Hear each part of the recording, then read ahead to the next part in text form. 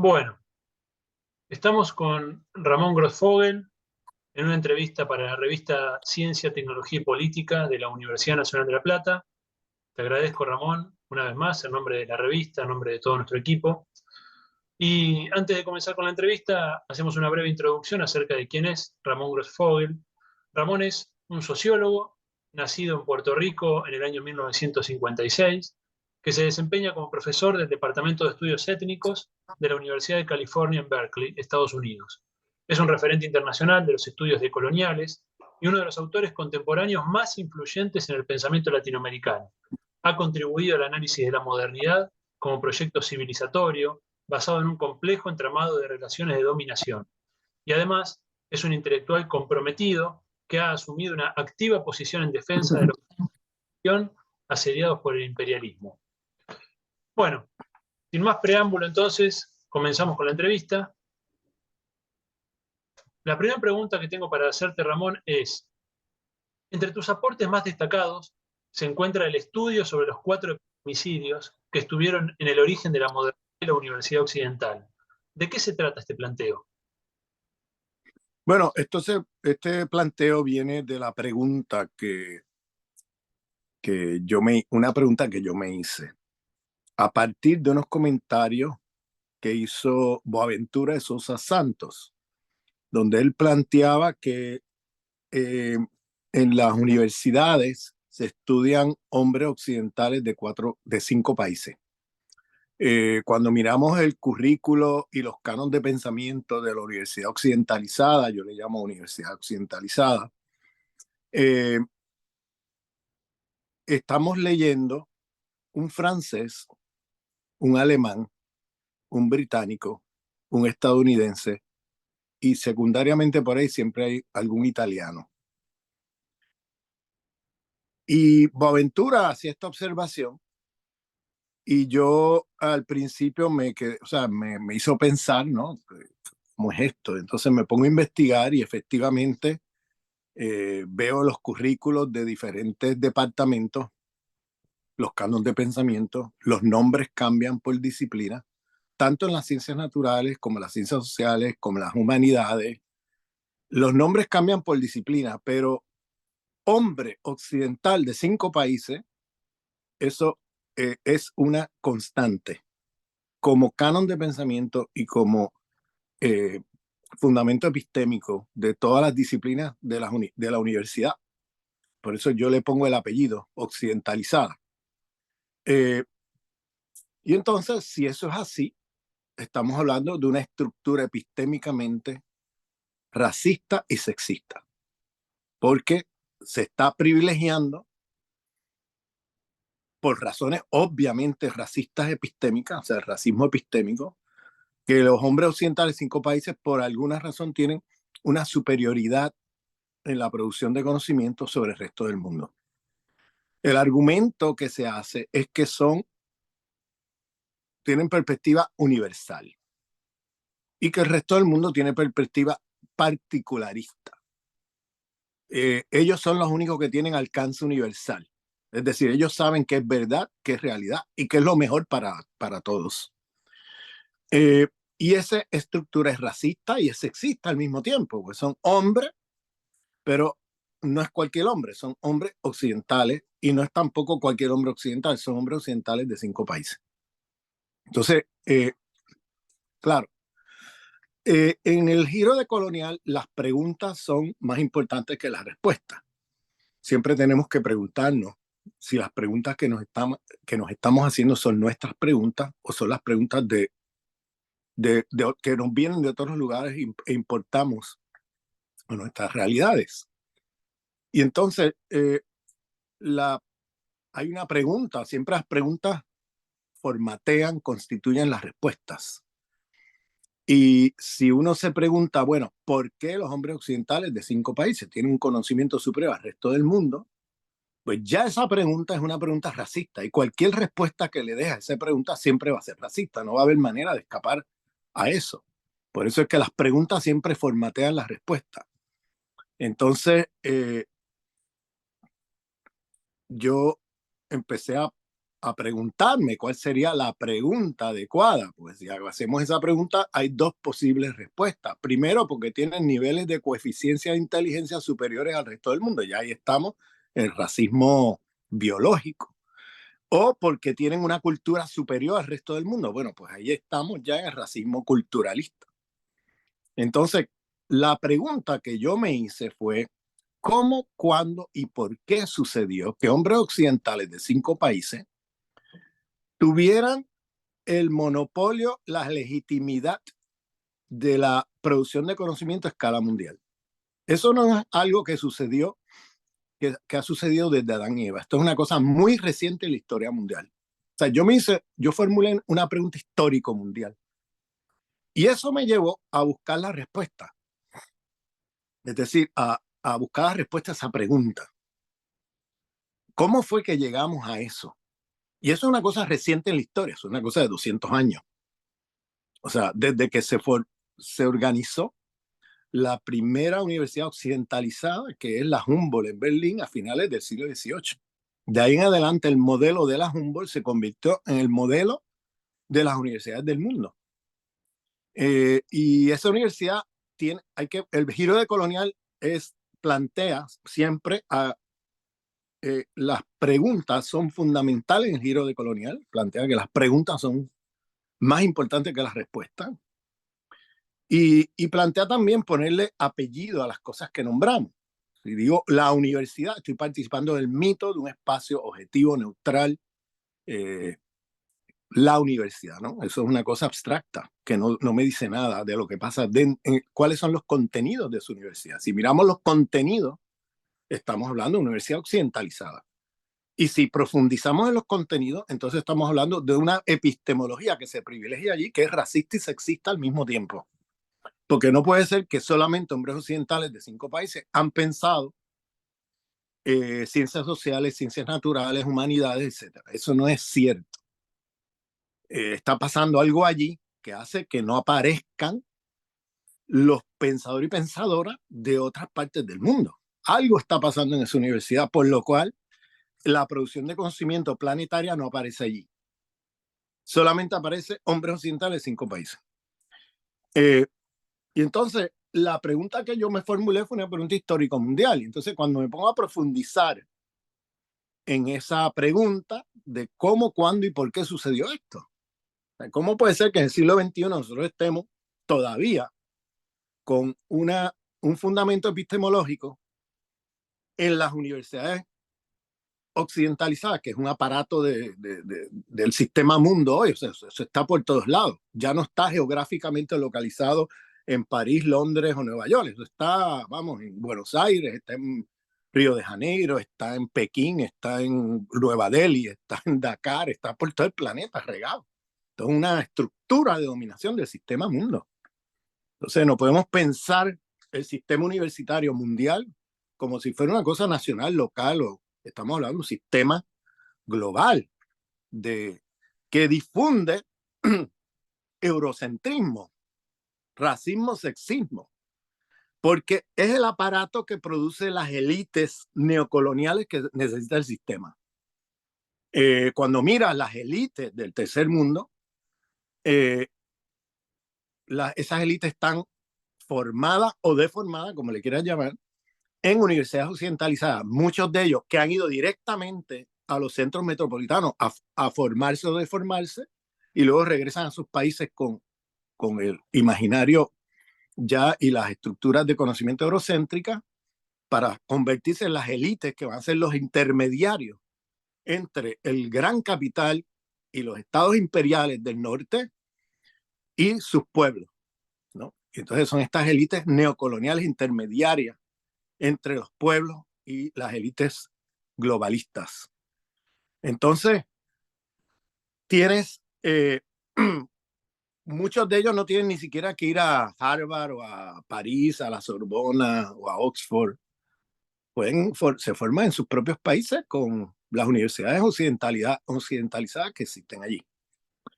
Entonces, cuando me pongo a indagar en cuándo, cómo y por qué sucedió esto, se me aparecen allí 4 genocidios epistemicidios del largo siglo XVI.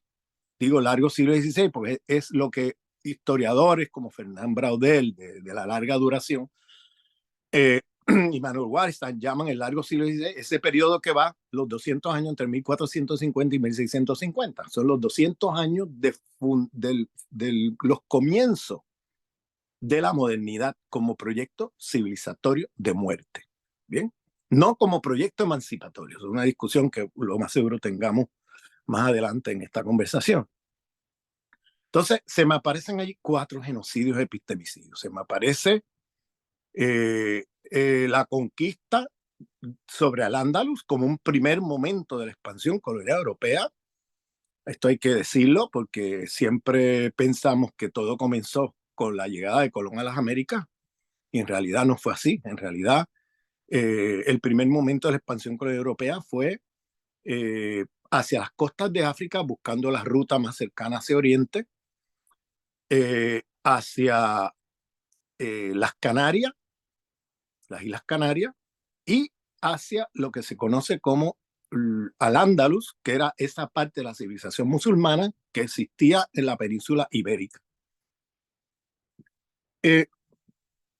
La conquista de Al-Ándalus fue muy importante porque en la conquista de Al-Ándalus se practicaron los métodos o se ensayaron los métodos que van a ser usados para colonizar el resto del mundo hasta el día de hoy. Por eso es que desde una mirada latinoamericana nosotros tenemos mucho que aprender de la historia de la conquista del Andaluz. Y me doy cuenta que, por ejemplo, esto que llamamos la encomienda en las Américas, ¿no?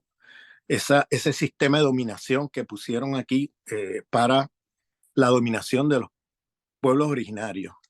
El encomendero estaba a cargo de la explotación del trabajo a través de los jornaleros, ¿no? De tener que trabajar un número de horas al día gratuitamente para el encomendero, que era el dueño de las tierras, pero tenía que también estar a cargo de la vigilancia de su conversión a la cristiandad. Eso no empezó en las Américas, eso empezó en la conquista del Ándalus, conquistando judíos y musulmanes. Bien. La quema de bibliotecas que vimos acá en las Américas, la quema de los quipus, la quema de los eh, eh, de los códices, ¿no? Que eran las bibliotecas y los archivos de la memoria de los pueblos originarios en las Américas, que eran civilizaciones muy avanzadas, de lejos, mucho más avanzadas en términos de civilización material, tecnología, conocimiento científico que lo que era la Europa de la época. Recordemos que la Europa de la época estaba hundido en un oscurantismo de la cristiandad, donde hacer ciencia te podía costar la vida. Entonces, en cambio, en los pueblos originarios, en el mundo musulmán, el resto del planeta no había problemas con hacer ciencia, porque no tenían una visión dualista como tenía la cristiandad, entre fuerzas de la naturaleza, que en la cristiandad era parte de las fuerzas del demonio, y las fuerzas divinas, ¿no? Que eran más bien los poderosos. O sea, los romanos en un momento, luego los señores feudales, que se pensaban como los representantes de Dios en la tierra. Esa es la cristiandad, es una teología de dominación que fue puesta allí en el siglo IV por Constantino como parte de la lucha que había entre el Imperio Romano y los cristianos unitarios, que tienen una visión holística, no dualista, en términos cosmológicos. En cambio, esa transformación, resacralización del imperio que hace Constantino, convirtiendo el imperio en cristiano y luego cambiando la teología y haciéndola una dualista, eso luego se seculariza en la modernidad con el dualismo cartesiano.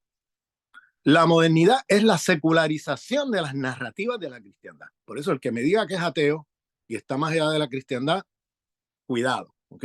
Cuidado, atención. Bien, porque aquí nadie está más allá del Dios y el diablo. O sea, todos pensamos desde cosmovisiones. Yo por eso me encantan los intelectuales musulmanes que me dicen, yo no soy creyente, pero yo soy musulmán. Y yo, espérate, ¿qué me estás diciendo? ¿Cómo es eso? O sea, bueno, porque yo nací, crecí en una cosmovisión islámica y entonces yo no me puedo sacar eso de la cabeza como me pongo y quito un sombrero. Eso está incrustado allí y yo pienso desde ahí y pienso, o sea, yo no puedo decir que porque yo sea no creyente que yo no soy musulmán.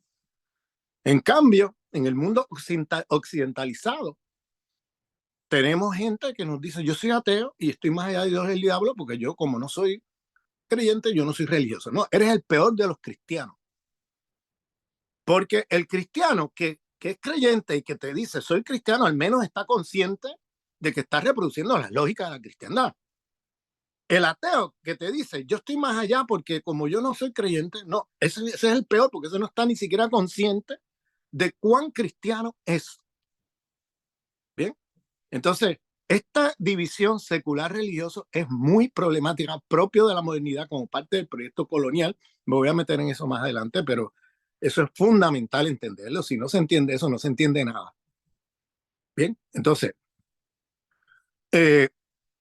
y creo que en ese mundo cientificista, eurocéntrico, occidentalocéntrico, se reproducen estas lógicas binarias de la modernidad que son muy problemáticas, porque el secular es tan religioso como el creyente. Entonces esta división es muy problemática, porque la modernidad camuflajea su cristiandad. Fíjense que estoy diciendo cristiandad, no estoy diciendo cristianismo. Bien, estoy separando las dos cosas, porque cristiandad es una teología de dominación, donde los poderosos usan y abusan del cristianismo para hacer una teología de dominación que lo justifique a ellos. Esa es la cristiandad. Entonces, la modernidad lo que hace es agarrar todas esas narrativas de la cristiandad y camuflajearlas bajo un proyecto cientificista secularista. Pero la modernidad no es otra cosa que la secularización de las narrativas de la cristiandad. Por eso el que me diga yo soy moderno y estoy más allá de la cristiandad, perdóname, eres el peor de los cristianos, ¿no? Porque estás reproduciendo teología libre de dominación de la cristiandad sin ni siquiera saberlo. Creyéndote que porque tú eres ahora cientificista y eres ateo y no sé qué, estás más allá. No, estás más acá. Estás mucho más acá de lo que te crees. Entonces, por eso el tema de la descolonización es fundamental, para hacernos conscientes de esas estructuras que nos constituyen de una manera ya espontánea, inconsciente, ingenua. Ingenua porque ni siquiera lo sabemos. Entonces, por eso me encantan los intelectuales musulmanes cuando me dicen yo soy ateo, yo no soy creyente, pero yo soy musulmán. Eso me encanta. Pero bueno, volviendo al tema. Entonces descubro ahí la conquista al Ándalus.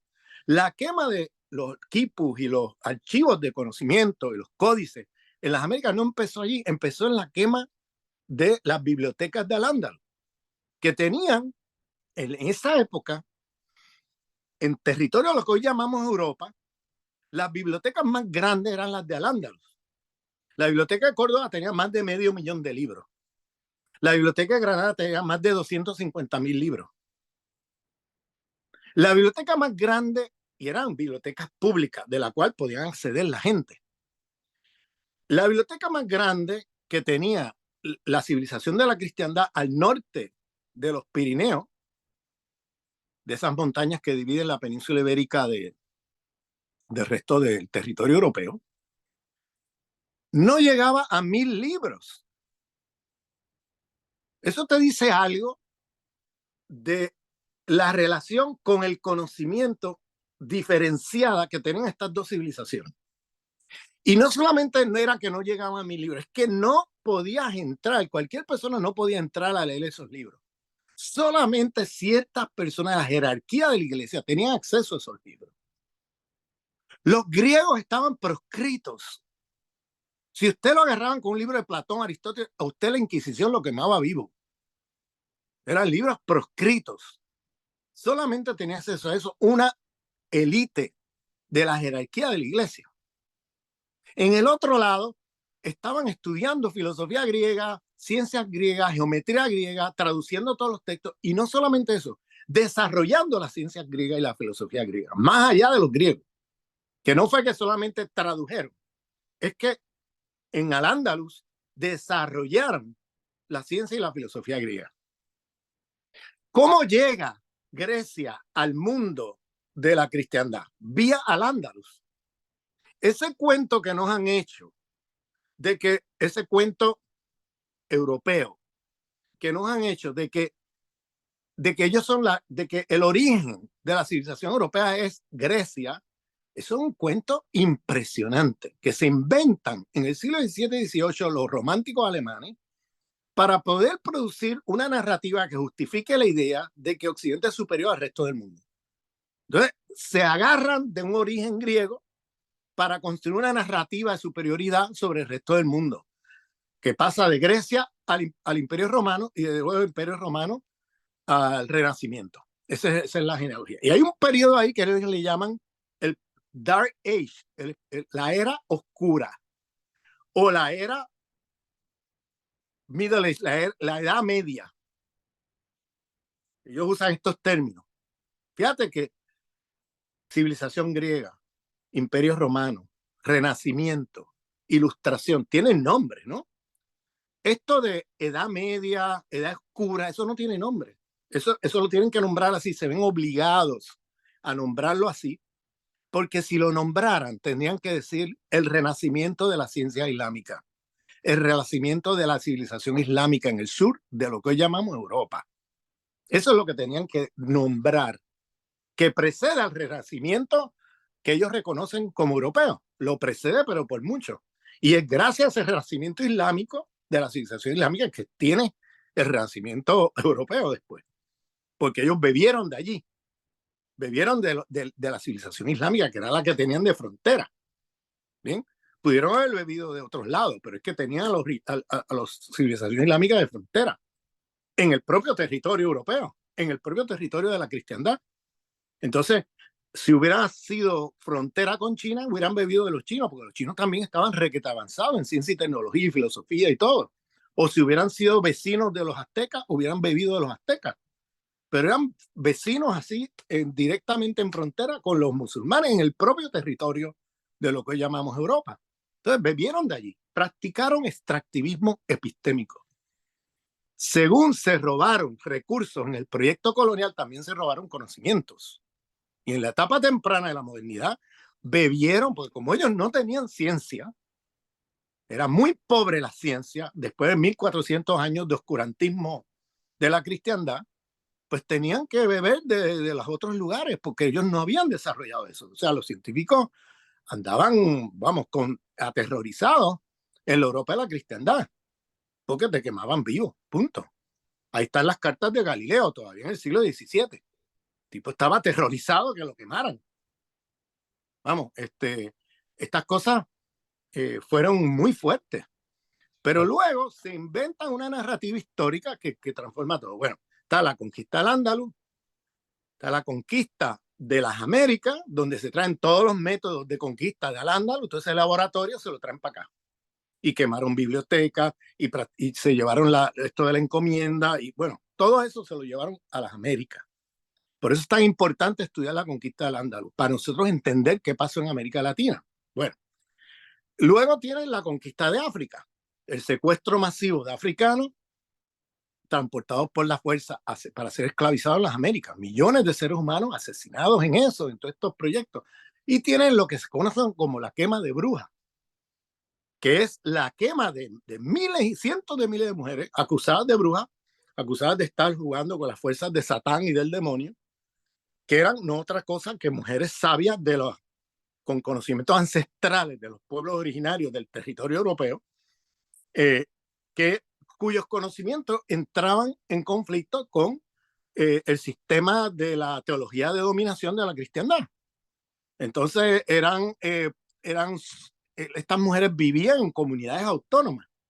Entonces, como parte de destruir la autonomía, las comunas, los procesos comunitarios dentro de Europa, los pueblos originarios, pues fueron tras estas mujeres porque ellas eran las que transmitían el conocimiento por vía oral ancestral. Y era un conocimiento que iba a contracorriente porque era mucho más científico, mucho más interesante que el conocimiento de la cristiandad. Entonces, ellos lo veían como una amenaza y fueron tras ella. Y en el caso de las mujeres acusadas de brujas, los libros eran ellas, eran sus cuerpos, porque no había, la transmisión no era escrita, era por vía oral. Entonces, según quemaron bibliotecas en Al-Ándalus, quemaron bibliotecas en las Américas, las quemaron allá porque sus cuerpos eran los libros, ¿bien? Y las quemaron vivas, ¿bien? Entonces, de ahí viene, yo descubro todo esto haciéndome la pregunta, ¿no? Una pregunta histórico mundial, que Boaventura nunca se hizo. Él describió la situación, pero él nunca se hizo esta pregunta. Quizás, no sé, porque quizás no tiene formación en términos de historia mundial o algo así, aunque yo sé que él conoce mucho la historia mundial, pero por alguna razón no se hizo la pregunta.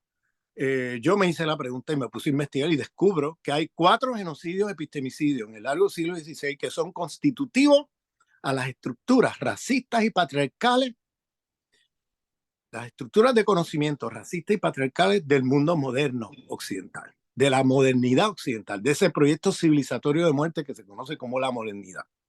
Entonces, ahí veo de dónde viene esas estructuras. Luego empiezo a mirar a Descartes, y Descartes lo que hace es secularizar la narrativa de la cristiandad, hablar de un yo pienso, luego existo en el siglo XVII, que claro, que está constituido, cuando él dice yo pienso, luego existo, él está hablando de un yo, pero ese yo, ¿quién es ese yo? Después de los 4 genocidios epistemicidios del largo siglo XVI, ese yo no podía ser un musulmán o un judío después de la conquista del Andaluz, no podía ser un africano después de la conquista de África, no podía ser un indígena de ninguna parte del mundo después de la conquista de las Américas, y no podía ser una mujer después de la cacería de brujas en territorio europeo. Entonces, ¿quién quedó allí como ese yo que tiene la posibilidad de decir un conocimiento desde el ojo de Dios? Eso decía Descartes. Claro. Descartes decía que el ojo de Dios, ¿no? Entonces, se sacraliza ese yo que es el hombre occidental. Ese es el que se pone allí ahora en lugar de Dios y agarra los atributos del Dios de la cristiandad y se los pasa a él mismo. Entonces, él tiene un conocimiento que es equivalente a Dios. ¿Por qué? Porque puede producir conocimiento universal más allá de una particularidad.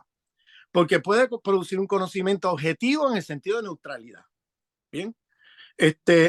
Porque puede producir una verdad más allá de tiempo y espacio.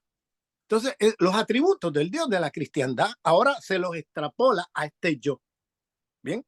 Y este yo ahora, o sea, por eso digo, la modernidad es la secularización de la narrativa de la cristiandad. Ahora se lo ponen y con ese criterio se funda la ciencia moderna.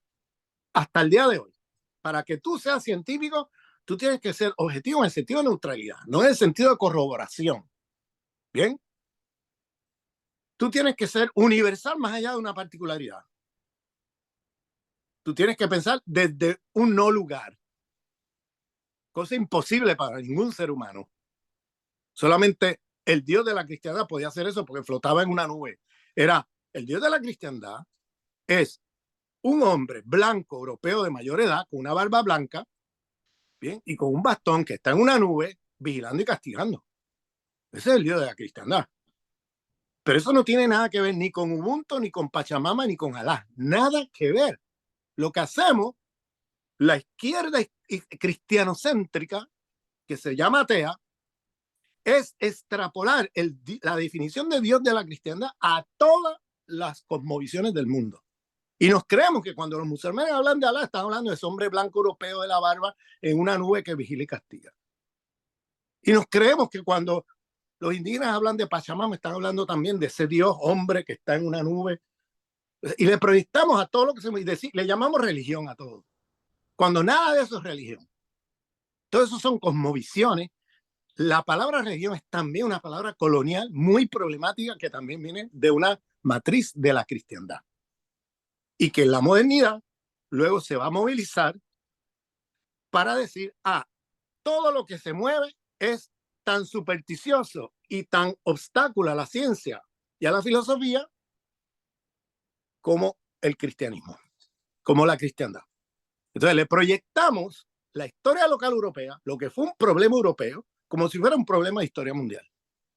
Cuando nunca hubo contradicción entre ciencia y espiritualidad en ninguna de estas civilizaciones, porque tenían una visión holística de la relación entre humanos y otras formas de vida.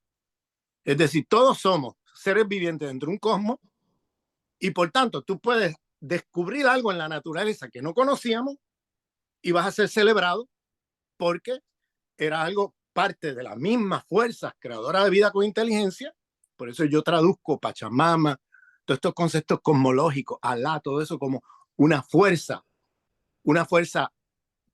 del universo cósmica, creadora de vida con inteligencia. De eso es que están hablando. No están hablando del hombre de la barba en una nube que vigila y castiga. Están hablando de una fuerza que su separación de la naturaleza es cero. Es la misma. Por eso no tenían conflicto en hacer ciencia y tener espiritualidad. Porque era una y la misma cosa. Y si usted descubre algo de la naturaleza que no conocían, pues eso es parte de la fuerza creadora de vida del universo. Y entonces te celebramos porque no lo conocíamos. Pero en la cristiandad, si venían científicos y descubrían algo allí, enseguida lo acusaban de estar con las fuerzas de Satán, porque como había el dualismo, no había una visión holística, entonces tú estás jugando con las fuerzas de Satán, si tú descubres algo allí. Y si es nuevo, peor, porque va contra los dogmas. Entonces tú estás cuestionando los dogmas con las fuerzas de Satán, que nos estaba confundiendo aquí. Entonces, olvídate, terminaban quemados vivos. Entonces, lo que fue un problema local europeo, por nuestro eurocentrismo, lo extrapolamos al planeta. Cuando en ese momento de la historia, todas esas civilizaciones estaban de lejos mucho más desarrolladas en términos de ciencia y tecnología que la Europa de la cristiandad. De ahí, ¿de dónde bebe la modernidad? Bebe de la ciencia que viene de estas otras civilizaciones, a practicando extractivismo epistémico. La historia de la ciencia es una historia supremacista blanca. Es increíble los fake news y las mentiras que están en la historia de la ciencia. Esa disciplina se llama historia de la ciencia, debería desaparecer, porque hay que descolonizarla de principio a fin, porque nos han hecho creer que las ciencias son europeas, hombres blancos, los que han creado la ciencia, cuando realmente mira, Copérnico lo celebramos como el que descubre supuestamente que la Tierra no es el centro del universo, sino que va alrededor del Sol. 300 años antes que él, la escuela de Damasco de astronomía de la civilización musulmana no, había hecho el mismo descubrimiento, tenía fórmulas matemáticas y diagramas mostrando todo eso, del cual bebió Copérnico. Copérnico los leyó, los estudió y en su plagio comete errores matemáticos que no están en los originales. Y sin embargo celebramos a Copérnico y nadie se acuerda de dónde Copérnico sacó esto. Lo mismo podemos ir sobre el tema. Puedo ir sobre un montón de llamados científicos que se celebran como los que descubrieron esto aquello, y cuando empiezas a mirar, lo sacaron de otros científicos que vienen sobre todo del mundo musulmán, porque lo tenían muy cerca.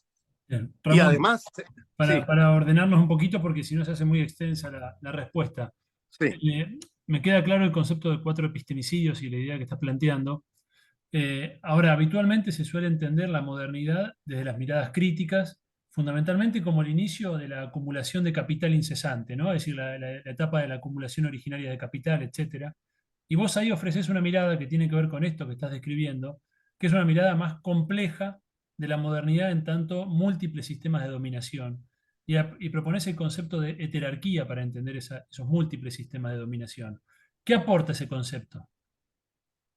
Pues la heterarquía nos saca del concepto de infraestructura-superestructura, que es una caricatura que Marx nunca dijo. O sea, nunca Marx usó esa arquitectónica o esa metateoría. Eso es un invento del marxismo eurocéntrico del siglo XX. Marx lo menciona como una metáfora en un prólogo al Capital. Nunca lo usó para entender y analizar como método las sociedades. O sea, el concepto de jerarquía nos lanza a la idea de que lo que existe son múltiples jerarquías enredadas entre sí. No que hay superestructura e infraestructura, sino que el Estado, la economía, las estructuras de dominación raciales, patriarcales, etcétera, están imbricadas de manera compleja. Entonces yo prefiero usar ese término porque para mí lo que existe es un proyecto civilizatorio con 16, 17 jerarquías de dominación. Estamos en una civilización de muerte, la modernidad, que tiene una serie de jerarquías de dominación que se imbrican entre sí a través de un proceso heterárquico, múltiples jerarquías enredadas entre sí. Entonces, eso nos ayuda a visibilizar que lo que está en juego no es un sistema económico de explotación solamente, sino que el capitalismo, tal como existe, no es otra cosa que capitalismo tal como existe no es otra cosa que la economía de la civilización moderna occidental. O sea, es el capitalismo como un sistema insulado de otra forma de dominación no existe. El capitalismo histórico se forma con la expansión colonial. El colonialismo constituyó al capitalismo, lo creó. Sin colonialismo no hubiera habido capitalismo. O sea, fue la expansión colonial europea la que creó el mercado mundial capitalista. Bien, en el siglo XVI. Entonces, por tanto, el capitalismo se creó desde el primer día con lógicas coloniales. Y esas lógicas coloniales venían de un proyecto civilizatorio que se impuso al mundo. Entonces, por tanto, el capitalismo realmente existente no es otra cosa que el sistema económico de un proyecto civilizatorio, que es el proyecto de la modernidad occidental. Si el capitalismo es genocida, es porque está organizado, no como superestructura, no como epifenómeno, no como derivado de la acumulación de capital, sino como constitutivo a la acumulación de capital, como desde adentro del propio proceso de acumulación por las lógicas racistas de la modernidad occidental. Son las lógicas racistas las que organizan la División Internacional del Trabajo y organizan quién hace qué y cuánto te ganas por lo que hace. Bien, son las lógicas, si el capitalismo es ecologicida, porque está organizado desde adentro con las lógicas dualistas cartesianas de la modernidad occidental. Por tanto, creamos tecnología destructiva de la vida bajo la idea estúpida de que los humanos estamos aquí y las otras formas de vida por allá como si fueran ontologías separadas y como si viviéramos en mundos aparte y puedes destruir con la tecnología lo que te rodea y la vida humana sigue. Esa idea estúpida no existía en ninguna civilización previo a esta, en ninguna. Todas las civilizaciones anteriores, aún con todas sus diferencias cosmológicas y civilizatorias, tenían en común una cosa, que era una visión holística en la relación entre humano y naturaleza. Eso hacía que cuando se iba a producir tecnología, se produjera bajo cosmología holística, que permitía entonces tener racionalidad de reproducción de la vida. En el caso del dualismo cartesiano, tenemos la racionalidad de destrucción de la vida en la tecnología que producimos. No hay tecnología neutral. Toda tecnología tiene cosmología. Y ese es uno de los grandes mitos de Occidente, creerse que las tecnologías son neutrales, que todo depende cómo la uses y cosas de esas. En realidad, toda tecnología está allí como contenido, tiene allí la cosmología desde la cual se produce. Claro, Y hemos estado el capitalismo no solo como relación económica, sino como relación colonial, de género, cosmológica, sociedad. Sí, si el capitalismo es feminicida, es porque está organizado desde adentro con lógicas patriarcales de la modernidad occidental. Bien. Si el capitalismo es comunitaricida, es porque está organizado desde adentro con las lógicas modernas del individuo atomizado. Si el capitalismo es epistemicida, es porque está organizado desde adentro con las lógicas eurocéntricas, etcétera. O sea, podemos ver cómo el capitalismo realmente existente está constituido desde adentro mismo por las lógicas civilizatorias de la modernidad occidental. ¿Qué hubiera sido el capitalismo si hubiera sido organizado por otras lógicas civilizatorias, por otra civilización? No sé, ni me interesa saberlo, porque ya es irrelevante. La realidad es que se creó y se formó. Tampoco el capitalismo de los modelos abstractos neoclásicos, ¿no? No, tampoco. Hablan de un mercado ideal que no existe, ¿no? No existe. Entonces lo que existe es un proyecto civilizatorio con una economía. No una economía. Esta idea suya, polémica, por cierto, de que la modernidad es un proyecto civilizatorio de muerte. Entiendo que se refiere a todo esto que está hablando. ¿No hay un elemento reivindicable de la modernidad? ¿No hay un núcleo emancipatorio o un elemento emancipatorio en la modernidad? Mira, el problema es, y esto es un gran debate, hay gente que, porque el proyecto europeo es vendernos la idea de que la modernidad es un proyecto emancipatorio. Bien. Yo te voy a poner aquí un ejemplo que te sirve de metáfora. Y es, imagínate, vamos a tomar la democracia ateniense, 5 siglos antes de nuestra era. Bien, la era cristiana, por supuesto.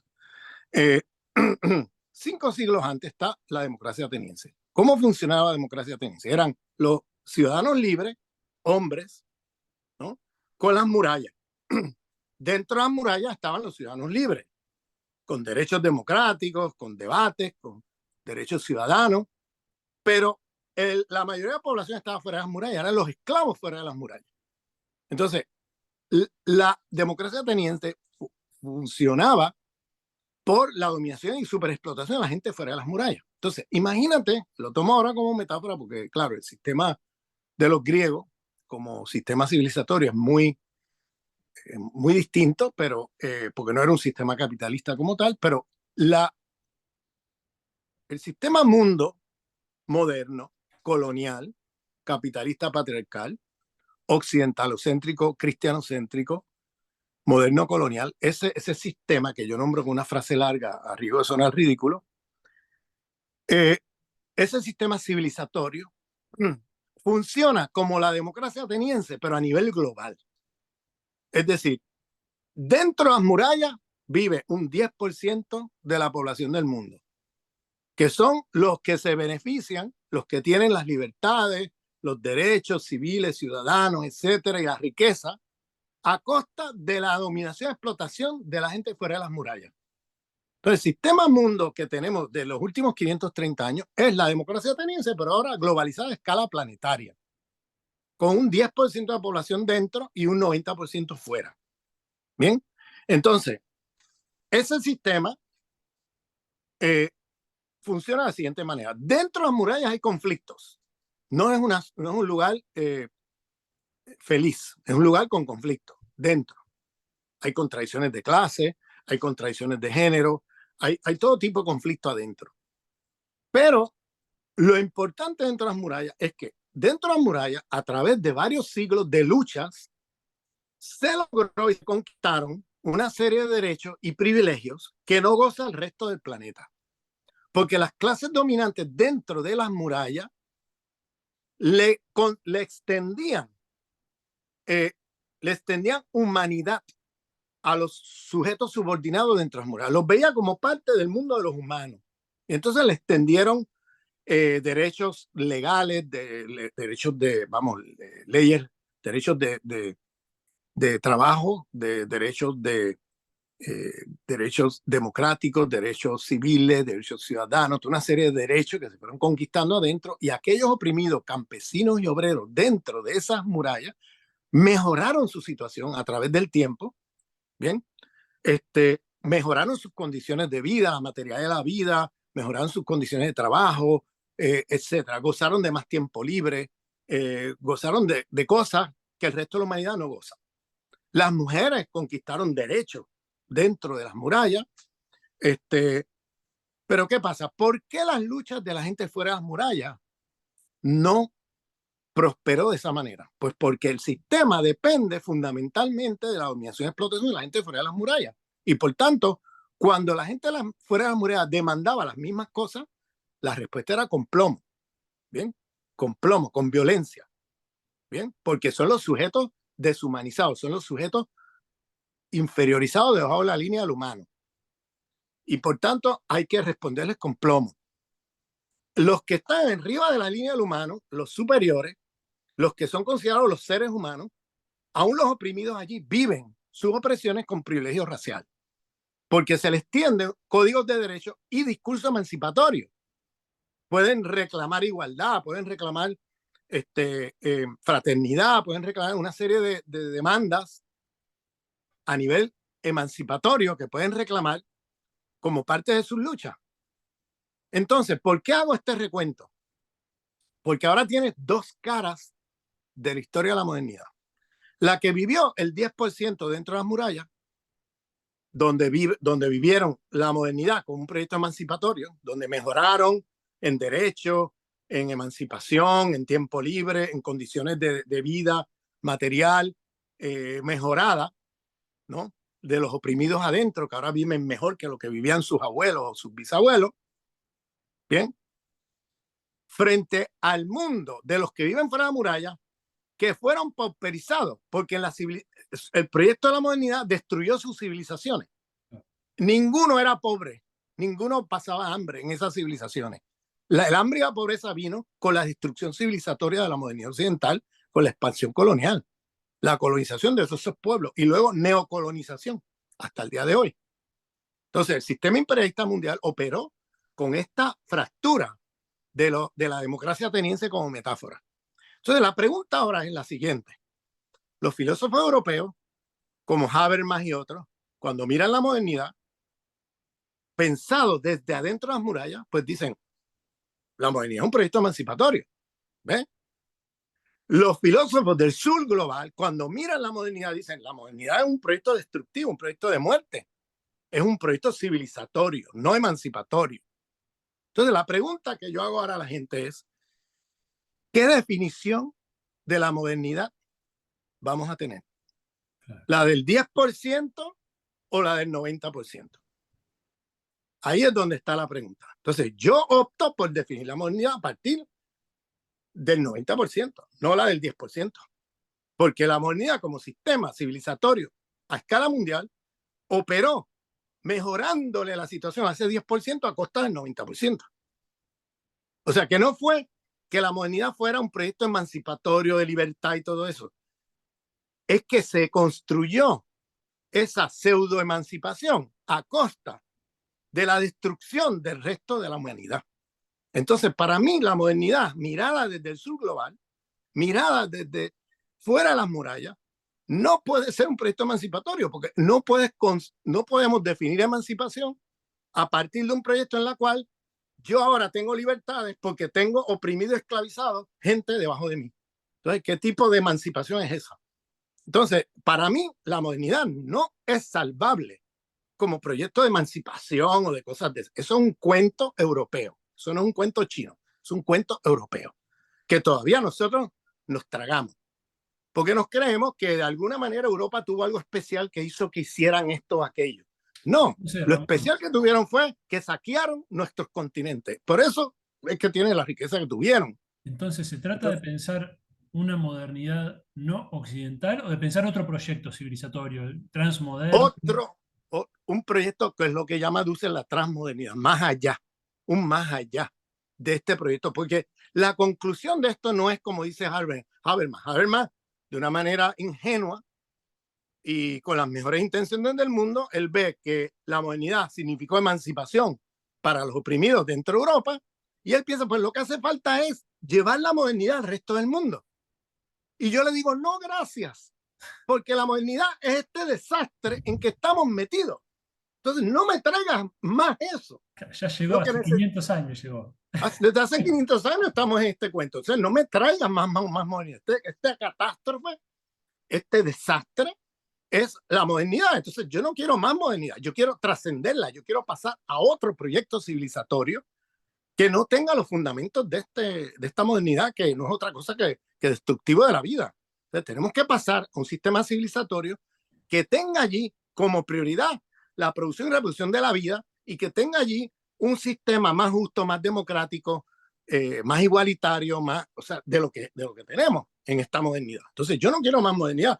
Por eso es que, de una manera ingenua, yo sé que lo dice con las mejores intenciones del mundo, yo estoy cuestionando sus intenciones, pero mira lo ingenuo para un filósofo de la talla de Habermas, pero no es solamente Habermas, pongo a Habermas, pero hasta muchos de la izquierda europea, marxistas, se traen esta historia.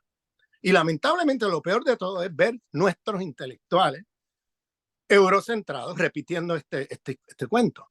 Y te digo más, me opongo a seguir diciendo que la modernidad tiene un proyecto, una lógica emancipatoria, porque incluso la noción de libertad, la noción de igualdad y la noción de fraternidad que descubren ellos en el siglo XVIII está allí ya como concepto y como categoría desarrollada en toda la civilización del mundo, previo al siglo XVIII de la Ilustración Europea.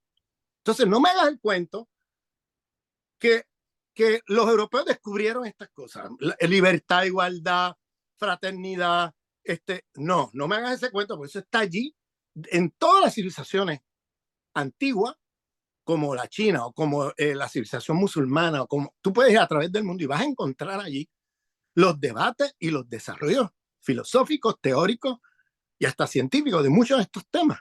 Entonces, yo no puedo aceptar desde una mirada descolonial que alguien me venga a decir hoy que gracias a Europa tenemos hoy libertad, el concepto de libertad, el concepto de igualdad, el concepto de poder pensar sin tener que estar bajo la bota de ese Dios de la cristiandad.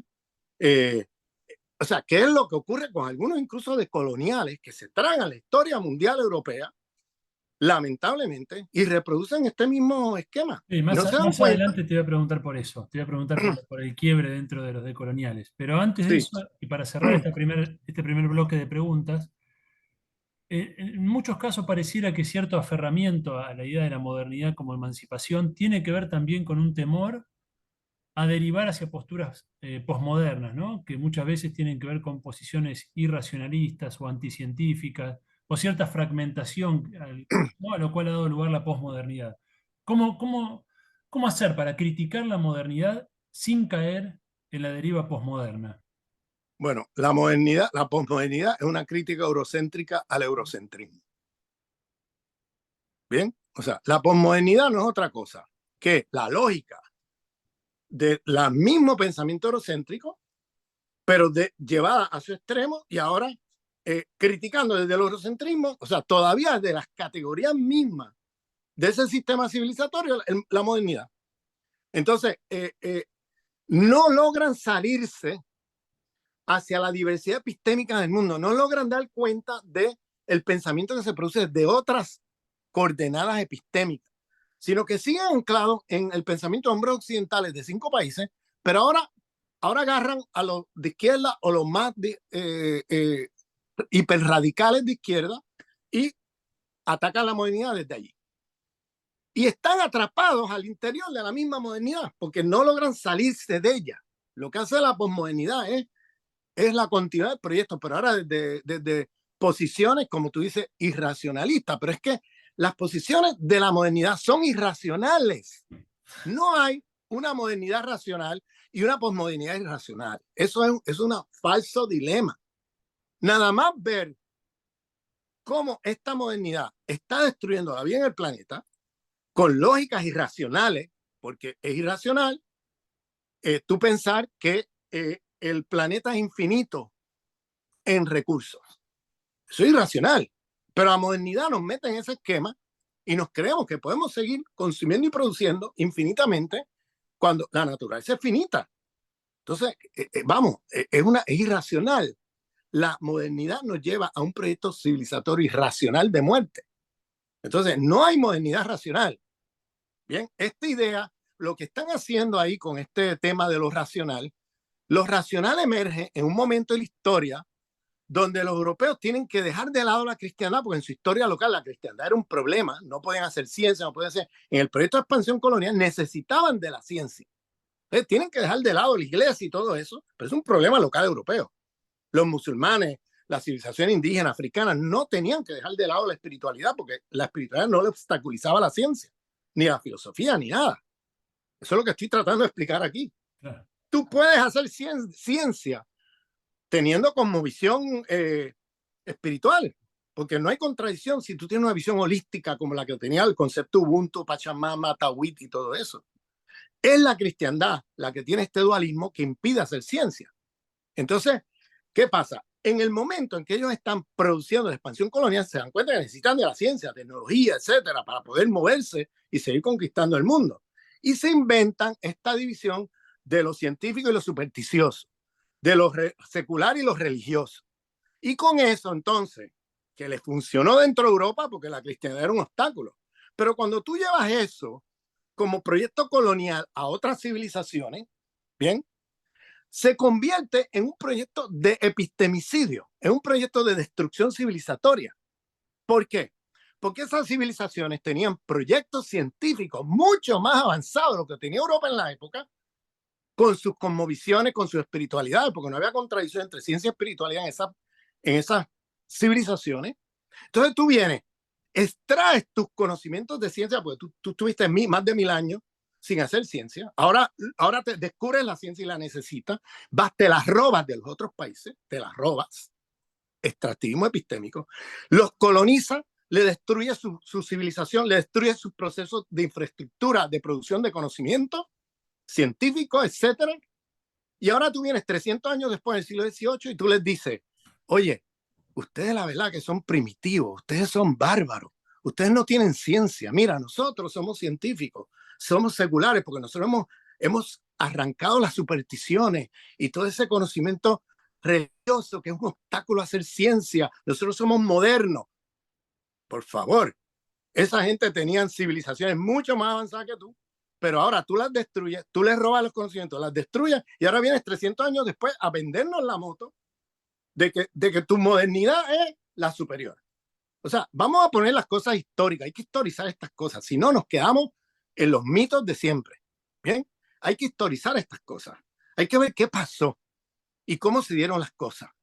Entonces, en el siglo XVIII se inventan estos seculares religiosos como parte del proyecto imperialista de inferiorizar ahora a todos los pueblos. Dicen, ustedes son religiosos, una categoría que funciona para la cristiandad, pero no funciona para esas otras civilizaciones. Claro. Pues esas otras civilizaciones no tenían problema entre espiritualidad y ciencia. Y de hecho estaban más avanzados que tú en términos tecnológicos y científicos. Y ahora que tú descubriste eso, los destruyes, les robas sus conocimientos y ahora tú los reciclas como si fueran tuyos. Y encima de eso, con un discurso racista diciendo, yo soy secular, yo no estoy en la religión, ustedes son religiosos y ustedes están en la superstición y ustedes tienen que modernizarse. ¿Modernizarse qué significa?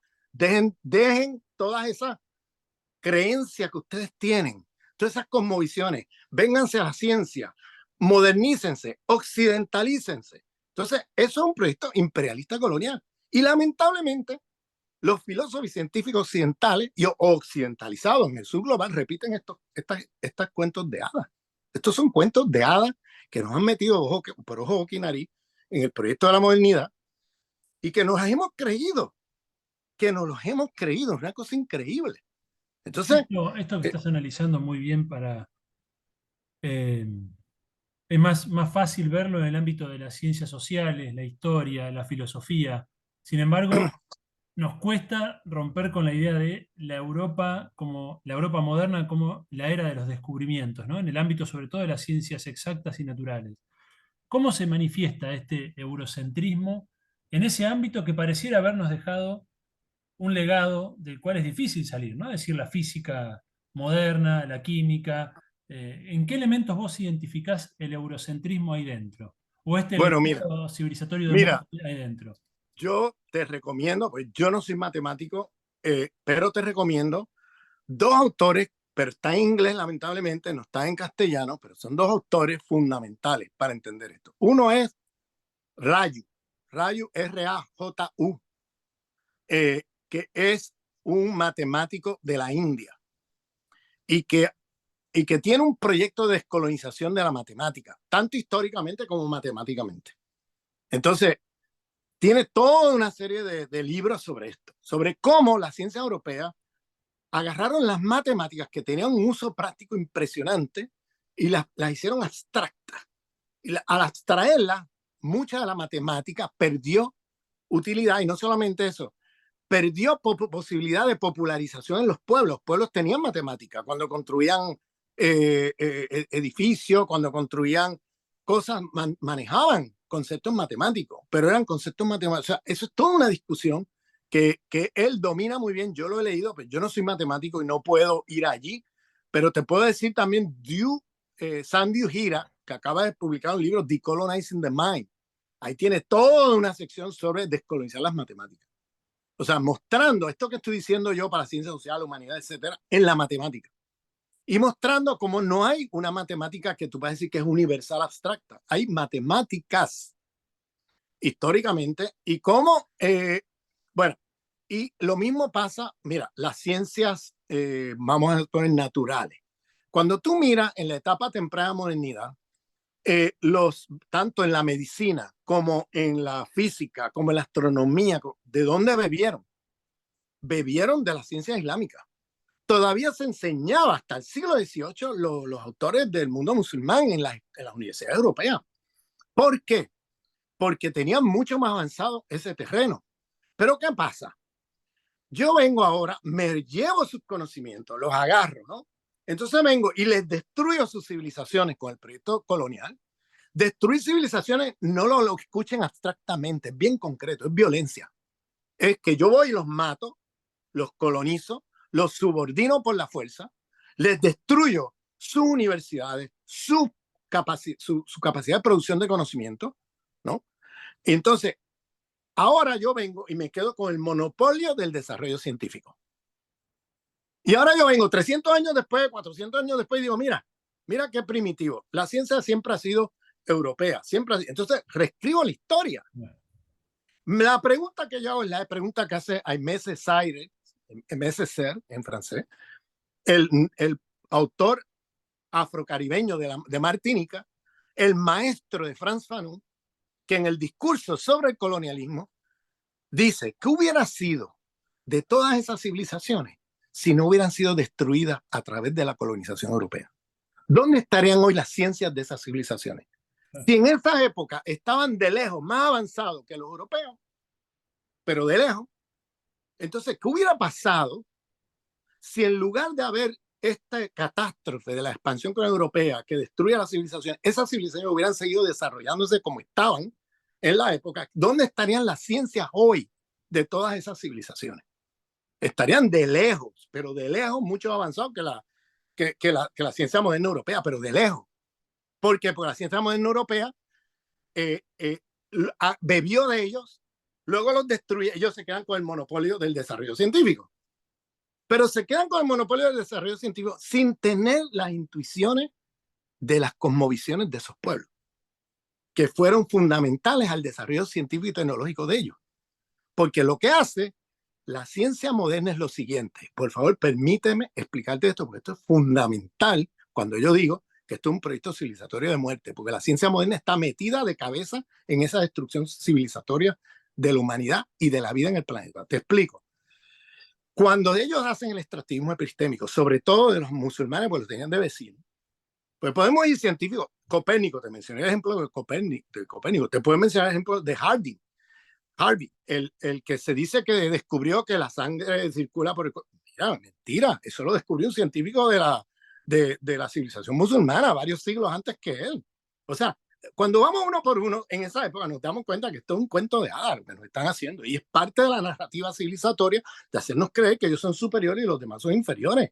Se están haciendo una historia de la ciencia supremacista blanca, una historia de la ciencia que está montada sobre extractivismo epistémico de otros proyectos científicos de otras civilizaciones, y que luego te lo esconden diciendo que eso lo descubrió Copérnico, Hardy y el otro. Entonces, no me quiero meter, pues puedo estar ahora, estoy dando un curso ahora sobre eso, y es impresionante todo lo que uno descubre de cómo esta modernidad occidental ha encubierto todo el desarrollo científico que es mundial, no es de Europa, es mundial la ciencia. Lo que pasa es que a los europeos le pusieron freno al desarrollo científico de los otros en el proyecto colonial. Bien, entonces, lo que hizo la ciencia moderna fue lo siguiente. Yo no tengo ciencia porque llevo más de 1000 años de oscurantismo de la cristiandad. Entonces, ¿qué hago ahora que la necesito? Pues voy y me la robo de los otros.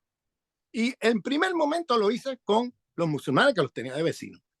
Entonces, agarro sus descubrimientos científicos, su tecnología, todo eso, y parto de ahí. Bien, entonces, ¿qué hago? Al apropiármelo, le quito la parte espiritual. No me interesa. Esto es musulmán, a mí no me interesa. Déjame quedarme con la otra parte. Bien. Entonces, ¿qué hago? Agarro ahora, en el proyecto de la modernidad, secularización de la narrativa de la cristiandad, agarro ese proyecto, me robo estas ideas que vienen, estos descubrimientos de estas civilizaciones, me los apropio. Ahora digo que me los inventé yo, o un hombre blanco occidental, le atribuyo el origen a alguien de ahí. O sea, la imprenta que se le atribuye a Gutenberg. A Gutenberg. Perdóname, la imprenta la hicieron los chinos en el siglo II. Los chinos tienen papel moneda antes que Europa. En el siglo XIX fue que los europeos empezaron a hacer papel moneda. Los chinos tenían ya la imprenta, o sea, cientos de años antes que los europeos. Pero en la historia nos dicen que es Gutenberg que se lo inventó. O sea, esto es una cosa increíble lo que han hecho. Entonces, ¿qué pasa? Ellos se apropian de las ciencias islámicas, le quitan la parte espiritual. Bien. Entonces, ¿qué pasa? Crean una ciencia secular que supuestamente está fuera, todo lo espiritual queda fuera. Bien. Entonces, ahora tú tienes una ciencia sin espiritualidad, que es la ciencia moderna. ciencia sin espiritualidad es una ciencia donde no hay límites. Claro, claro. Una ciencia donde no hay límites es una ciencia donde todo vale. Una ciencia donde todo vale es una ciencia sin ética. Y una ciencia sin ética es una ciencia destructiva de la vida. Porque ahora la ciencia se fetichiza como la nueva autoridad de conocimiento y seculariza la autoridad de conocimiento que tenían la iglesia y la cristiandad, ahora pasa a la ciencia. Bien, entonces se pone allí ahora la ciencia como el proyecto civilizatorio, o sea, como el nuevo proyecto civilizatorio y la nueva autoridad de conocimiento.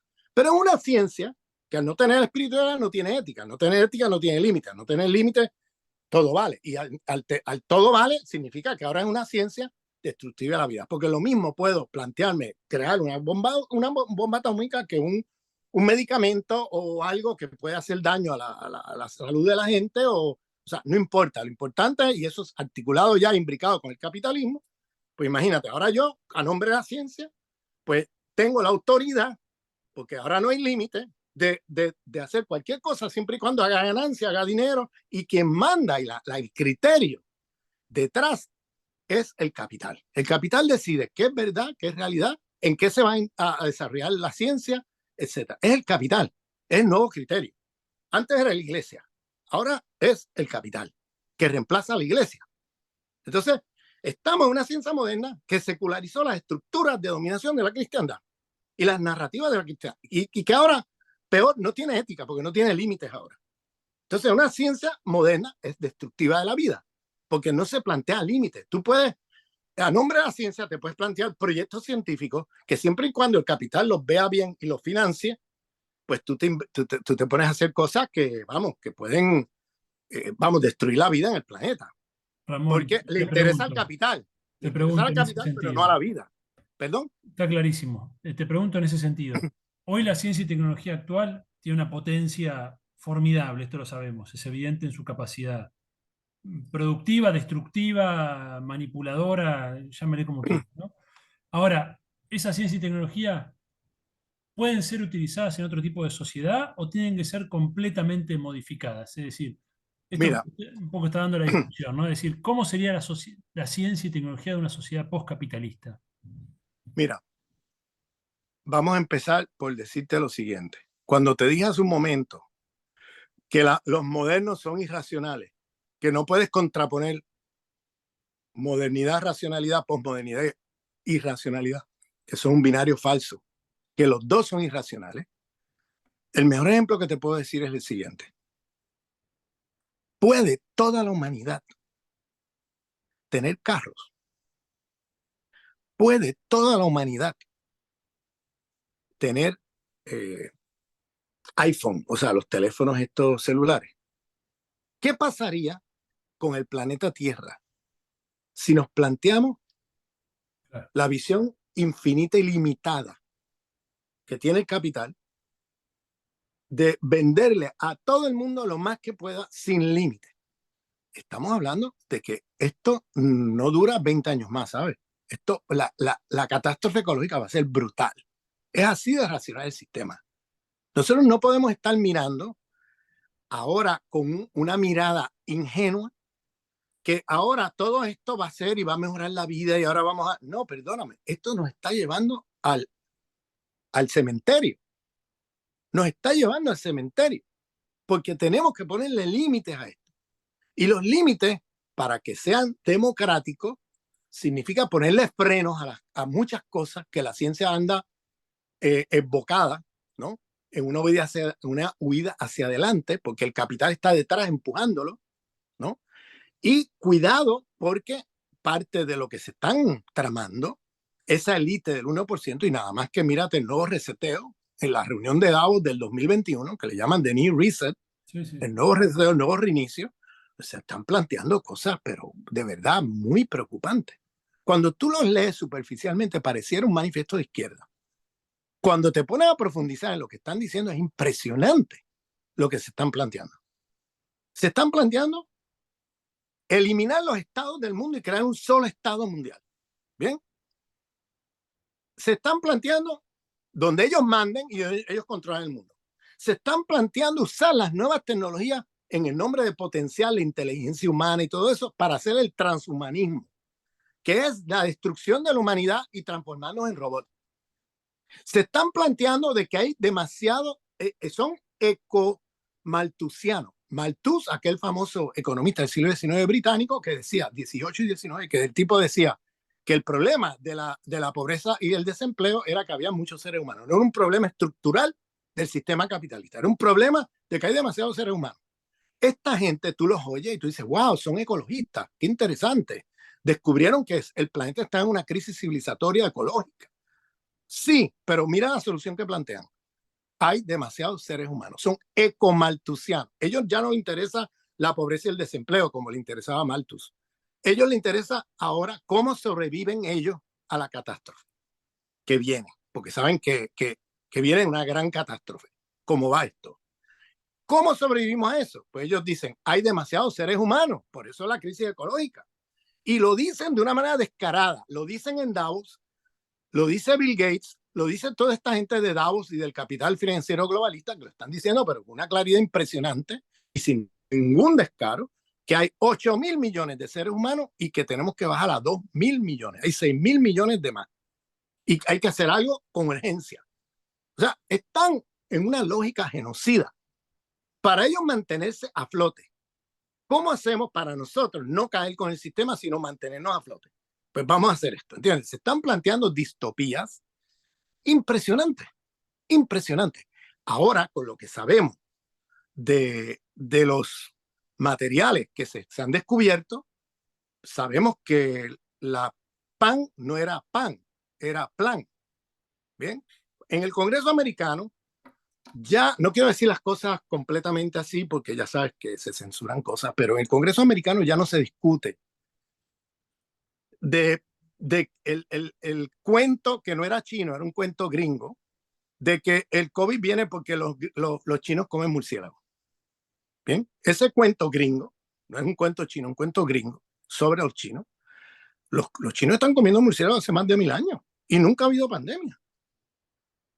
O sea, ¿qué me estás contando? O sea, ahora la discusión del Congreso americano, y por favor, pónganse a ver las vistas en el Congreso sobre estos temas, véanse la del diciembre del 2021. Ahí hubo vistas en el Congreso, donde se puso a Fauci, el jefe del tema del COVID, allí en una silla y fue cuestionado por los senadores. La pregunta es, ya no si comen murciélago o no los chinos. La pregunta ahora es si se escapó de los laboratorios, si lo escaparon. Esa es la pregunta. Esa es la discusión que hay en el Congreso americano desde el 2021, no 2022, 2021. Pero el mundo no se entera, porque eso no te lo pone en la primera página de ningún periódico. Pero tienes que ponerte a ver las vistas congresionales que están en televisión pública en los Estados Unidos, se ven. Tú te puedes sentar ahí, mirar la televisión y ver estas vistas y ver lo que dicen. Y están online. Entonces, ver lo que dicen. Te hago una pregunta en ese sentido, Ramón. Si la etapa actual es como vos la describís de caos sistémico, de crisis civilizatoria, ¿cómo se vincula esto con la decadencia de la hegemonía norteamericana? ¿Y qué perspectivas se abren con el ascenso de Asia? Sí, el problema es que antes de los 60 decíamos que el imperialismo es un tigre de papel. En esta época decimos ahora, yo digo ahora, que el imperialismo es un tigre herido de muerte. Es una bestia herida de muerte. Es decir, es un sistema en decadencia que va camino a morir. ¿Qué pasa cuando tú tienes una bestia con herida de muerte? Pues es inesperada en las reacciones. Tú no te puedes acercar ahí porque te va a partir las garras, o sea, puede ir para todos lados. Y estamos viviendo ese momento histórico. Es muy peligroso para la humanidad lo que estamos viviendo. Pues estamos con una bestia herida de muerte y está haciendo cosas locas, muy locas, para destruir a la competencia. Bien. Y entonces, estas son cosas que hay que mirarlas con cuidado. ¿Por qué se escapó o escaparon ese virus en Wuhan? Había un laboratorio allí del Pentágono. Ahora, después de la invasión o la intervención rusa en Ucrania, depende de cómo lo quieras mirar, unos que le dicen invasión, otros le dicen intervención, porque realmente esa fue una guerra fabricada en Washington. ¿Bien? Y eso no me voy a meter ahí, tengo montones de videos explicando eso. Esa guerra la fabricaron en Washington, porque Washington ya no puede competir de tú a tú en el mercado. Tiene que hacer golpes de Estado, tiene que hacer guerra sucia, sanciones, bloqueo y cosas así, porque las empresas americanas se quedaron atrás tecnológicamente, porque mientras el resto del mundo en los últimos 50 años invertía en mejorar la producción tecnológica, como China y otras potencias emergentes, Estados Unidos estaba botando su dinero en guerras inútiles para que 7 compañías del complejo militar industrial hiciera una trillonada con letra T. Entonces se quedaron rezagados. Entonces ya no compiten con las empresas de otros países. ¿Y qué hacen? Tienen que acudir a la guerra sucia. Entonces ahí se inventan la provocación a Rusia para que se tenga que meter en Ucrania. No me voy a meter ahí porque tengo videos de horas explicando todo eso. Hay un documento de la RAND Corporation colgado allí desde el 2019, que si usted quiere ver el libreto de la película que estamos viendo en Ucrania, métanse en la RAND Corporation, que es un think tank, un tanque de pensamiento de la CIA del Pentágono, que desde el 2019 están allí todo el escenario, todo el guión de la película que estamos viendo en Ucrania. Bien, o sea, usted no conoce eso, usted está basándose su opinión en lo que lee en la prensa, usted está perdido, pero bien perdido. Bien, porque ahí está el libreto de la película, léanselo. 3 años antes de lo que pasó en el 2022 en Ucrania. 3 años antes, ahí está el libreto. ¿Cómo provocaron esa guerra? ¿Qué hicieron? ¿Y por qué? Y el por qué es muy sencillo. Un imperio en decadencia ya no compite con las reglas del mercado, tiene que competir con la guerra sucia. ¿Y qué hicieron? Le metieron sanciones a Rusia, provocaron a Rusia para que se tuviera que meter allí por razones defensivas, metiendo un régimen nazi como el ucraniano, cuyo objetivo es exterminar al ruso. Imagínense, ponte los zapatos de los rusos. O sea, el objetivo de esos nazis, siguiendo a Stefan Bandera, el líder nazi ucraniano de la Segunda Guerra Mundial, es exterminar eslavos, es decir, rusos, porque son razas inferiores a exterminar.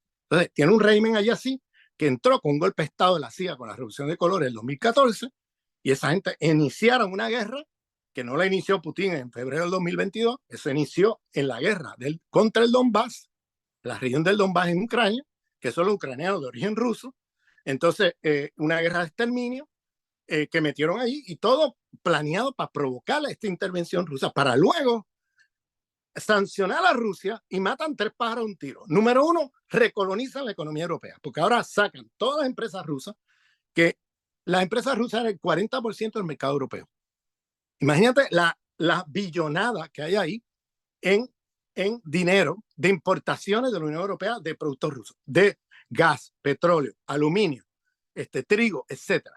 Y ahora vienen empresas americanas a reemplazarlas y a vender a precios monopolios 5 veces más caros a los europeos. Bien, eso fue lo que hicieron, un jaque mate. Y entonces bloquean a Europa de la ruta de la seda que venía por territorio de la Federación Rusa. Entonces hacen un jaque mate, sacan a China, sacan a Rusia y se quedan ellos con el mercado y recolonizan Europa. Bien, entonces esa jugada, que es un jaque mate lo que hicieron, de hecho recientemente los alemanes empezaron a dudar y trataron de hacerlo otra vez en agosto del año pasado, volverse a acercar a Rusia, a ver si por los gasoductos del Nord Stream metían el gas y sacaban al americano, el americano le vende 5 veces más caro. ¿Qué pasó? Le volaron los mismos americanos, un acto terrorista del Estado americano, volaron el oleoducto. Y los europeos, que saben todo, calladitos todos, alineados con el imperio y pagando más caro, con un costo enorme. Entonces, estas cosas que pasan en las narices del mundo están pasando y estamos hablando de cosas muy peligrosas, porque estamos hablando de un imperio en decadencia que ahora hace cualquier locura y estamos a punto de una guerra nuclear con Rusia. Estamos a punto de que esto estalle y entonces para muchas de esas élites globalistas le vendría bien al mundo una guerra nuclear en esa zona del mundo, eliminando una gran parte de millones de seres humanos. En el imaginario de las élites imperiales americanas siempre está el plan Marshall, que ellos se hicieron hegemónicos a través de la destrucción de la guerra que la guerra provocó en Europa, y ellos vinieron a supuestamente reconstruir. Así es como se hicieron hegemónicos. Entonces, eso está también en el imaginario. Si se destruye Europa, ellos pueden venir luego a reconstruir, entre comillas. Y entonces, claro, para las élites globalistas es menos población humana en el mundo, etcétera. O sea, están jugando con fuego, están provocando situaciones que son, bueno, pueden ser catastróficas para la vida en el planeta Tierra y para la humanidad. Entonces, estamos en ese momento de peligro. O sea, que no podemos perderlo de vista. de que estamos en una situación muy, muy peligrosa, porque estamos a punto de locura, de escenarios que veíamos en las películas de ciencia ficción de Hollywood, y estamos en un escenario, bueno, muy cercano a ese tipo de cosas. No sé Ramón, si... sí, sí, y focalizando en América Latina, ¿qué riesgo y qué posibilidad representa este declive norteamericano y el ascenso de China, India y el Asia, ¿no? Bueno, pues el problema que tenemos es el siguiente. Una vez ellos recolonizan Europa, ¿bien? Que o sea, han puertorriqueñizado a Europa. Yo soy puertorriqueño, yo vengo en una colonia gringa. Yo conozco lo que es eso. Vamos, están puertorriqueñizando Europa, la están haciendo un protectorado colonial con Europa. Los europeos están pagando lo caro ahora, como los puertorriqueños pagamos caro los productos gringos que nos importan. Los europeos están pasando por eso. Ahora, Europa perdió soberanía, no tiene soberanía. La soberanía la tiene la OTAN, que se decide todo desde Washington. Entonces, la pregunta ahora es la siguiente. Ahora que reconquistaron Europa, ahora que sacaron a los rusos y a los chinos de Europa, ahora que tomaron ese mercado, ¿para dónde van ahora? Fíjate en lo siguiente. No van al Medio Oriente, porque en el Medio Oriente han perdido todas las guerras. Ya para allá no van. En todo caso, van a tener que sacar lo poquito que les queda por allí. En África perdieron los dulces en la guerra comercial con China. China le comió los dulces a Occidente en África. En Asia ya ni te cuento. O sea, en Asia, la emergencia de la India, la emergencia de Indonesia, de China, o sea, Irán, etcétera. O sea, Asia está fuera, vamos, inalcanzable para los gringos. Lo único que le queda a los gringos es provocar una guerra en una guerra en Taiwán, con Taiwán y China. Es lo único que les queda. Algo como lo que han hecho en Ucrania, pero allá, y que sea una guerra, vamos, que de alguna manera destruya la hegemonía china. China está haciendo todo lo posible por evitar la guerra, por todos los medios. Los americanos provocan, y China se le está, vamos, moviéndose y saliéndosele del medio, ¿no? Entonces, están intentando provocar esa guerra, porque saben que va a tener consecuencias nefastas para China, que es vamos, la competencia número uno que tiene Estados Unidos, y su enemigo número uno, lo dicen ellos mismos. Es decir, ellos definen como enemigo a alguien que les ha ganado en las propias reglas de juego de ellos. ¿Te fijas? Ellos son ahora un imperio pirata. Ellos se salen ahora de las reglas de juego y ahora sancionan a todo lo que se mueva que vaya en contra de sus intereses. Entonces, la pregunta ahora es: ¿para dónde van? Compañeros y compañeras, van para América Latina. O sea, no es que van, es que están ya en América Latina, pero vienen con una nueva escalada. Ya esa nueva escalada empezó. El golpe de Estado en Perú, el golpe de Estado contra Lula, el lawfare contra Cristina. O sea, mira lo que está pasando y vas a ver que la escalada empezó y que para Venezuela no vienen tiempos felices. O sea, para Venezuela que se ajusten los cinturones, porque ya la administración Biden, yo estaba diciendo esto que les estoy diciendo desde el verano pasado. En el otoño, la administración Biden definió América Latina como la prioridad de su política de seguridad a escala mundial. Y la generala del Ejército Sur, Laura Richardson, salió en un video hace como un mes diciendo que, hablando como el gas, el petróleo, el litio que tiene Venezuela, que tiene Bolivia, que tiene Argentina, que tiene... Eso es nuestro. O sea, hablando como si fuera de ellos. Sí, aquí le decimos el nuevo ALCA, alimentos, litio, combustibles y agua. Exactamente. Ella habló así, que aquí está Sí, la gran sí, sí, riqueza sí. del mundo y que ellos vienen a sacar a la competencia, a los rusos, a los chinos, porque ¿qué pasa? Ellos lo único que les queda como imperio es América Latina. Ellos ya han perdido en el mundo. Les queda América Latina y para ellos vida o muerte América Latina. Entonces viene una nueva escalada para ellos recuperar América Latina de lo perdido. Cuando digo lo perdido es que, mira, por ejemplo, un estado como el Estado chileno, que es un estado neocolonial desde la época del golpe de Estado de Pinochet contra Allende, es un estado neocolonial hasta el día de hoy. El socio comercial de un número uno del estado neocolonial yanqui en el cono sur es China, no es Estados Unidos. Entonces, ¿qué te dice eso? Que en el plano comercial están perdiendo territorio, pero aceleradamente en América Latina. Entonces vienen a recuperar lo perdido, a como dé lugar.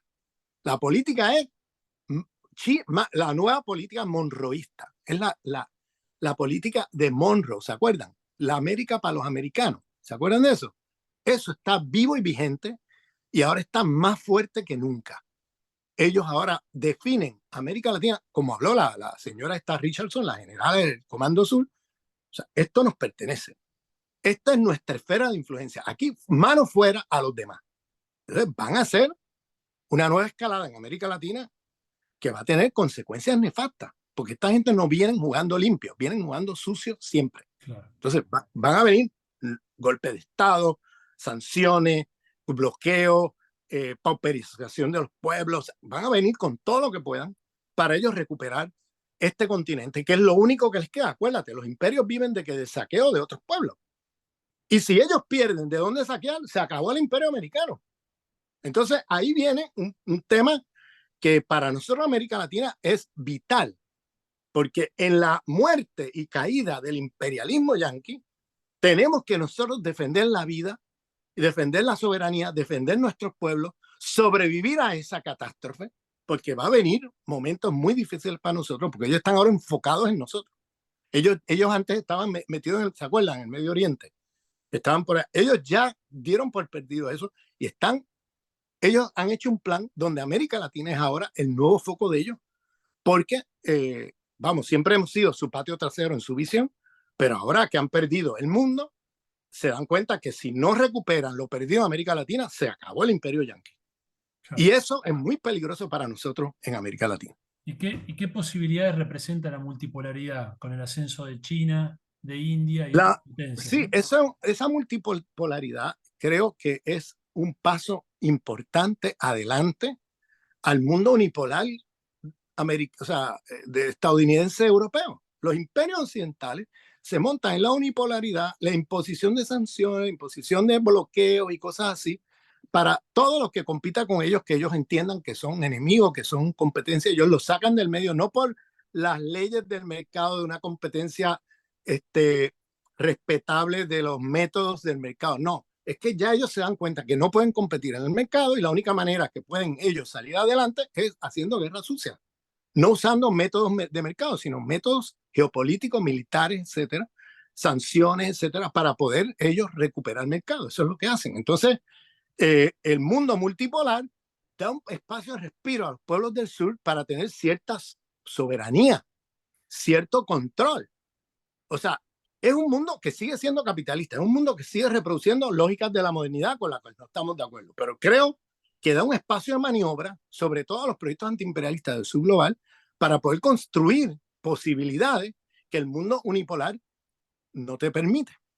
Entonces, mira ahí el ejemplo, por ejemplo, de Venezuela, o de Cuba, o de cualquier país que se monte un proyecto de soberanía propia, de construcción propia de soberanía frente al imperio, inmediatamente te bloquean, te sancionan, etcétera. Entonces, las posibilidades de tú desarrollar tu proyecto son bien limitadas. Entonces, ese mundo unipolar monroísta de la doctrina Monroe es un mundo que está obsoleto en el mundo. El mundo se está moviendo rápidamente al multipolarismo, pero nosotros, como estamos tan cerca del imperio en su caída, pues es difícil poder gozar de esa multipolaridad, a no ser que en América Latina no haya una real unidad latinoamericana de los gobiernos y los pueblos para hacer un muro de contención frente a estos planes perversos que vienen del norte.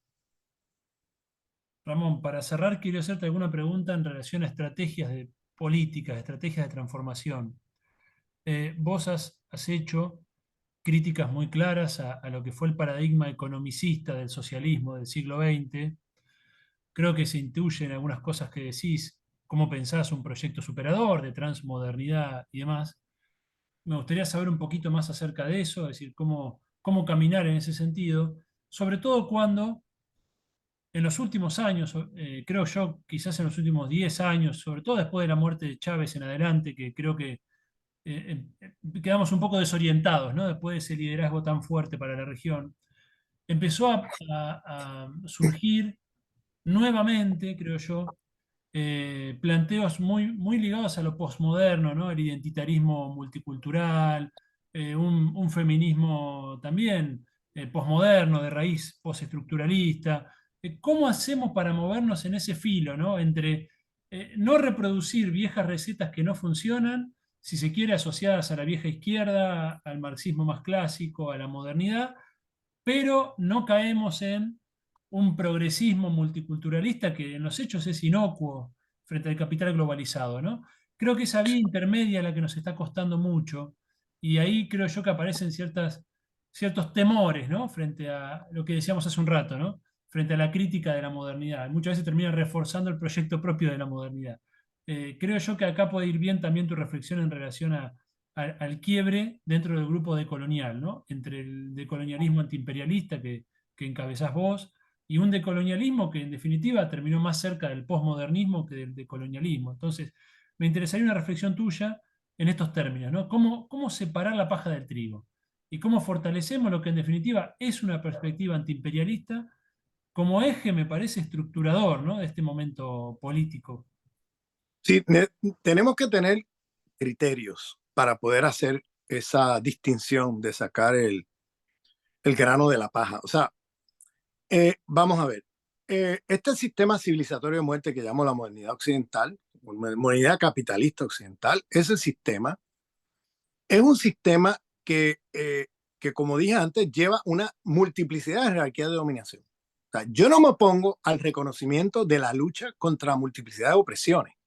Yo creo que eso es parte del giro decolonial, es reconocer que la lucha antisistémica tiene que tomar allí en cuenta la lucha contra el patriarcado, la lucha contra el racismo, la lucha contra el capital, la lucha contra el eurocentrismo, con todas esas jerarquías de dominación de esta civilización. Pero tenemos que tener allí como criterio el antiimperialismo. O sea, si yo soy feminista, pero no soy antiimperialista, si yo soy ecologista, pero no soy antiimperialista, si yo soy antirracista, pero no soy antiimperialista, si yo soy anticapitalista, pero no soy antiimperialista, yo voy a hacer una pieza muy fácil de cooptación del sistema imperial. ¿Por qué? Porque el sistema imperial que tenemos es un sistema sofisticado y perverso. Ese mismo sistema que produce todas esas lógicas de dominación, porque cuando hablamos de civilización, ahí yo tengo una discrepancia con mis colegas que yo le llamo los coloniales de coloniales, porque repiten todas las mismas tesis del imperio en nombre de colonial. Bien, una de mis diferencias es que ellos hablan de la civilización moderna como una crisis civilizatoria, pero en abstracto. No aterrizan en términos políticos de dónde se materializa ese sistema civilizatorio de muerte. No aterrizan. Entonces, ¿qué pasa? Hablan del imperio, el imperialismo como una cosa lejana, como si nuestros pueblos y nuestros gobiernos tuvieran completa soberanía y que lo que pasa en nuestros países es por culpa de nosotros mismos. Y no se dan cuenta cómo el imperio está metido hasta en países antiimperialistas como Cuba y Venezuela. Cómo están metidos ahí saboteando todo lo que pueden. Entonces, no se dan cuenta que el imperialismo está aquí con nosotros, está metido aquí. Está metido no solamente en términos estructurales, sino incluso en nuestro propio colonialismo mental. Bien, entonces, la descolonización va en las dos direcciones. Descolonización a la estructura de dominación, pero también a la estructura internas que cargamos, mental, espiritual, etc. Entonces, el tema es el siguiente. La civilización que yo estoy criticando aquí está encarnada y materializada en un sistema imperialista mundial. Es una y la misma cosa. Son ellos los que producen y reproducen patriarcado a escala global, racismo a escala global, superexplotación capitalista a escala global, extractivismo destructivo de la vida a escala global. O sea, vamos sobre la lista, el eurocentrismo, las universidades occidentalizadas para colonizar las élites neocoloniales que necesitan. O sea, ellos financian todo eso, ellos son los que lo producen. Ese sistema imperialista mundial es que produce todos estos problemas. Entonces, yo no puedo hablar de un sistema civilizatorio de muerte como una cosa abstracta, sino que está materializado en un sistema imperialista mundial. Eso entonces nos plantea una política. No podemos quedarnos en que me opongo a esto y a aquello de una manera abstracta y no aterrizamos en la política. O sea, es un sistema imperialista mundial que produce esto. Entonces, pero es un sistema perverso, porque mira lo que hacen. Entonces ellos saben que esa forma de dominación que ellos tienen a escala mundial produce resistencia. Entonces, ¿qué hacen ellos? Financiar la resistencia que les conviene. Financiar a través de ONG, a través de dinero que canaliza la CIA, a través de ONG y de fundaciones, etcétera. Fundaciones nebulosas pasan dinero a la oposición, a sus estructuras mismas de dominación que a ellos les conviene. Como ellos saben que va a haber resistencia, pues mejor invertir en la resistencia que nos convenga, que es las feministas que no son antiimperialistas, los ecologistas que no son antiimperialistas, los antirracistas identitarios que no son antiimperialistas, etcétera. O sea, todo esto, yo mismo que creo el problema, vengo y financio a los que se van a oponer al problema que me conviene. Para dividir entonces las fuerzas fragmentadas y crear entonces políticas identitaristas donde la gente se moviliza porque yo lucho contra el racismo, a mí no me interesa la lucha tuya porque mi identidad, yo soy tal cosa, o yo soy mujer y yo lucho contra el feminismo, pero eso otro que tú haces por ahí, o sea, se transforma en una especie de ley de la selva, de sálvese el que pueda, ¿bien? Donde cada cual tira para su lado. Mi interés es este tema.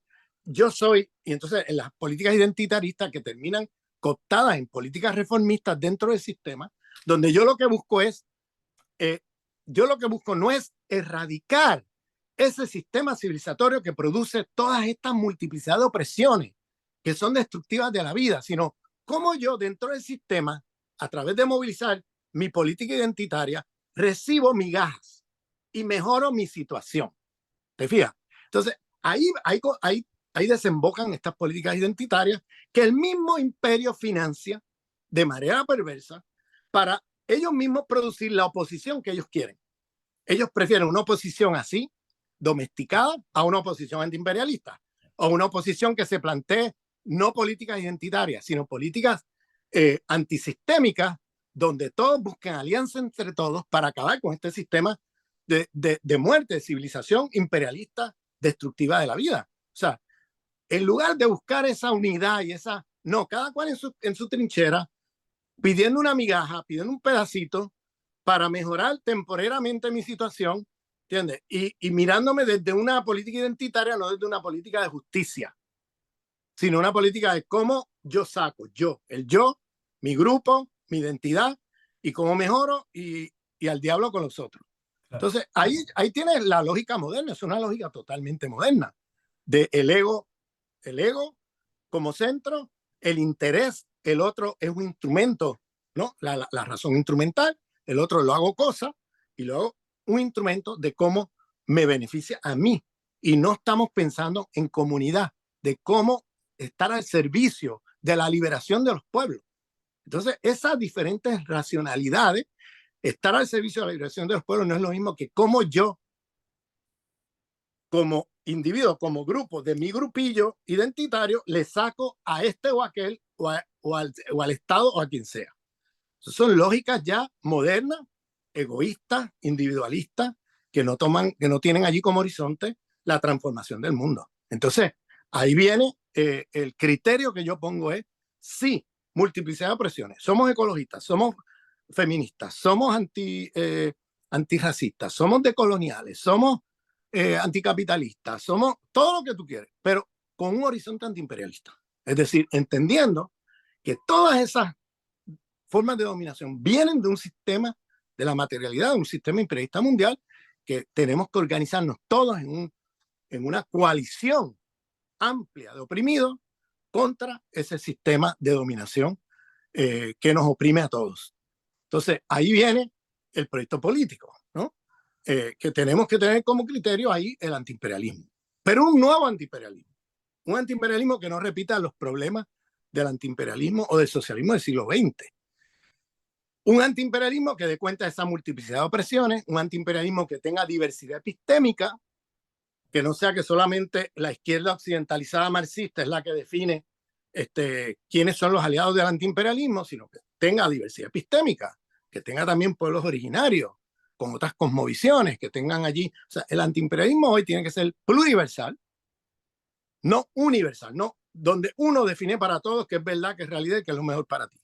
Ese universalismo occidentalocéntrico está obsoleto. Tenemos que crear coaliciones que sean pluriversales. Entre todos definimos para todos qué es verdad, qué es realidad y qué es lo mejor para todos. Tenemos que ir hacia pluriversos y tener diversidad epistémica en el nuevo antiimperialismo del siglo XXI. Tenemos que tener en el nuevo antiimperialismo del siglo XXI no solamente la reivindicación económica o política, es también la reivindicación contra el patriarcado, contra el racismo, contra el eurocentrismo, etcétera, ¿entiendes? Entonces tenemos que también ampliar el horizonte del antiimperialismo en el siglo XXI. Entonces, tenemos que pensar en un nuevo antiimperialismo de cara al siglo XXI. Te hago la última pregunta, Ramón, para cerrar. Vos hiciste mención hace un rato a que la élite globalista tiene una mirada distópica de la realidad y del futuro, ¿no?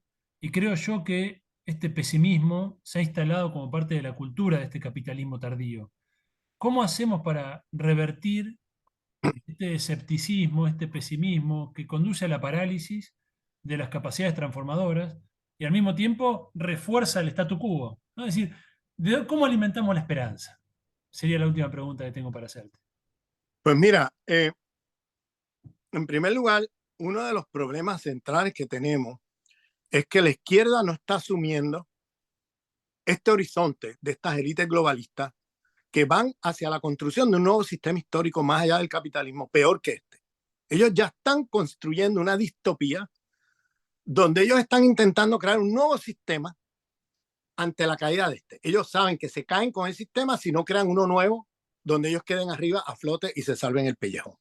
Entonces, está pasando lo que decía Wallenstein hace ya muchos años, cuando él decía que las élites, la transición del feudalismo al capitalismo no fue que hubo una lucha de clase interna en Europa, de donde había una clase comercial capitalista que a través de una revolución desplazó a la aristocracia feudal. Eso es un cuento de hadas del marxismo eurocéntrico y del eurocentrismo weberiano de Max Weber. Entonces, esas dos escuelas sociológicas construyeron una idea totalmente falsa. Lo que dice Wallenstein, fuertemente influenciado por el pensamiento crítico del sur global, es que las mismas familias de la aristocracia feudal son las que se reciclan en el siglo XVI como las nuevas élites financieras del capitalismo global. ¿Por qué? Porque el sistema feudal está en crisis terminal en Europa. En Europa. Entonces se plantean cómo sobrevivimos ante la caída de esto. ¿Cómo no nos caemos con esto? Pues crearon la expansión colonial europea, se globalizan. Entonces, a través de esa globalización, se transforman en el capital financiero del nuevo sistema del mercado capitalista mundial y se reciclan ahora como capitalistas a escala global, con la expansión en el siglo XVI y XVII. ¿Cómo que dice Wallenstein? Si te fijas, son las mismas familias, mira los apellidos, son los mismos que era la aristocracia feudal en el siglo XV, los que son ahora el capital financiero del siglo XVI. Las mismas familias, mira los apellidos. Entonces, esto no fue como una lucha de clase, de que la clase capitalista comercial en las ciudades desplazó en una revolución. Esto es un mito moderno de la izquierda eurocéntrica. Esto fue otra cosa. Fue la expansión colonial europea en la América la que le dio solución. Perfectamente, ¿no? En la América colonial se ve perfectamente. Las familias privilegiadas de la colonia pasan a ser las mismas familias privilegiadas de la República, ¿no? Exactamente. Entonces ves la continuidad ahí y lo ves a escala de la transición ya desde Europa mismo, de la transición del feudalismo al capitalismo, que fue a través de la expansión colonial, y esta gente se recicla ahora como la élite capitalista mundial. Bueno, pues él dice que estamos viviendo un momento histórico ahora en el siglo XXI muy parecido al siglo XV europeo. Las élites de este sistema empiezan a ver que esto se cae y están buscando distopías para crear un nuevo sistema histórico peor que este, donde ellos se salven, donde ellos queden arriba. Y por eso mencionábamos el foro de Davos. De hecho, Wallenstein siempre decía, escuchen lo que se está diciendo ahí, porque ahí están las nuevas distopías, nuevos sistemas históricos que se están inventando, que va a ser un sistema más allá del capitalismo. Hay alguna gente hablando del tecnofeudalismo.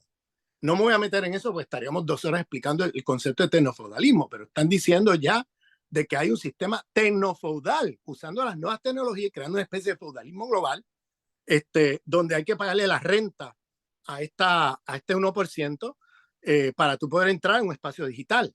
O sea, ya eso de capitalismo digital, cuidado, que eso es feudalismo digital, porque te lleva una cantidad de la ganancia como en los mercados feudales del siglo XV en Europa. Si tú te parabas a vender algo en una esquina en el feudalismo, tú tenías que pagarle 3/4 partes de lo que tú vendías al señor feudal para poderte parar allí. Entonces, una renta, ¿no? Pues lo mismo está pasando con estos espacios digitales. Y hay gente hablando que eso no es capitalismo digital, que eso es tecnofeudalismo digital. Entonces, pues ahí se está pagando una renta. Y hay un montón de empresas dejando la mitad de sus ganancias en renta al dueño del espacio digital. Y ahí está Jeff Bezos, y ahí está Bill Gates, y ahí están todos estos tipos que son una especie de tecnocracia feudal, que están viviendo de rentas, sacando ganancias de otras empresas, etc. Bueno, el tema es que están creando una distopía para salvarse el pellejo. Pero frente a esto, en las élites mundiales, lo que se le contrapone es personajes tipo Trump, tipo Le Pen, Marine Le Pen, tipo que son personajes de extrema derecha nacionalistas que defienden su estado imperial frente a estas élites globalistas que quieren hacer desaparecer los estados en un solo estado mundial donde ellos lo controlan todo y donde robotizan a la humanidad. Estos otros son fascistas, tan fascistas como los otros, como los globalistas, pero son fascistas nacionalistas. Entonces, el conflicto ahora mismo al interior de las élites imperiales es entre estos globalistas y entre estos nacionalistas fascistas, o sea, los globalistas fascistas y los nacionalistas fascistas. Entonces, ahí está el conflicto. Entonces, claro, ¿qué pasa? Hay una confusión enorme, porque estos nacionalistas fascistas movilizan opinión pública mundial y tú tienes ahora en el sur global gente repitiendo cosas de esa derecha, gente que viene de la izquierda y los oye hablando y se confunden y se creen que es que son de izquierda y que están diciendo cosas de izquierda y en realidad están diciendo cosas de extrema derecha y tienen una agenda de extrema derecha. Entonces, esa confusión está pasando mientras hablamos. Y los globalistas parecieran como si fueran de izquierda, porque son los que los extrema derecha atacan. Entonces, hay una confusión ahora mismo enorme. La gente lee el foro de Davos y el nuevo reseteo. Yo he tenido gente radicales de izquierda que se creen que eso es un proyecto de izquierda, que ellos adoptaron un programa de izquierda. Porque como hablan ahora de desigualdad mundial, hablan de la ecología, el desastre ecológico, hablan, o sea, tú los oyes y pareciera que son de izquierda. Pero cuando oyes las soluciones, ahí es donde te espantas. Ahí es donde tú ves la agenda. Entonces, porque ellos han realizado y reconocen que esto se cae. Y lo que están haciendo es construyendo desde ya, por eso le hacen la crítica antisistémica. Ellos están adoptando la crítica antisistémica que ha hecho toda la vida a la izquierda. Pero en el transhumanismo, en crearnos, en transformarnos en robots, en exterminar una gran parte de la población mundial, o sea, esas son las soluciones que se están planteando. Entonces, ellos, para crear un nuevo sistema histórico, ellos están entonces criticando usando crítica que ha venido históricamente de la izquierda, pero con soluciones de extrema derecha. Entonces, ahí es donde está la confusión ahora mismo a escala mundial. Y tú tienes gente de izquierda repitiendo la cosa de los globalistas o repitiendo la cosa de la extrema derecha nacionalista. Entonces, tenemos que tener un proyecto propio que nos distancie críticamente de estos dos bloques y nosotros construir nuestro propio camino. Y nuestro camino no puede ser ni fascismo globalista ni fascismo nacionalista. Tiene que ser un camino democrático, un camino autogestionario, un camino soberano, un camino donde los pueblos tengan salida, un camino hacia el vivir bien, que los pueblos originarios nos están llamando la atención, hacia la transformación de la manera como estamos viviendo, porque no podemos seguir en esta ruta embocada de consumo desmedido, que lo único que está haciendo es acabando de destruir el planeta en que estamos. Muchas gracias, Ramón. ¿Cómo no?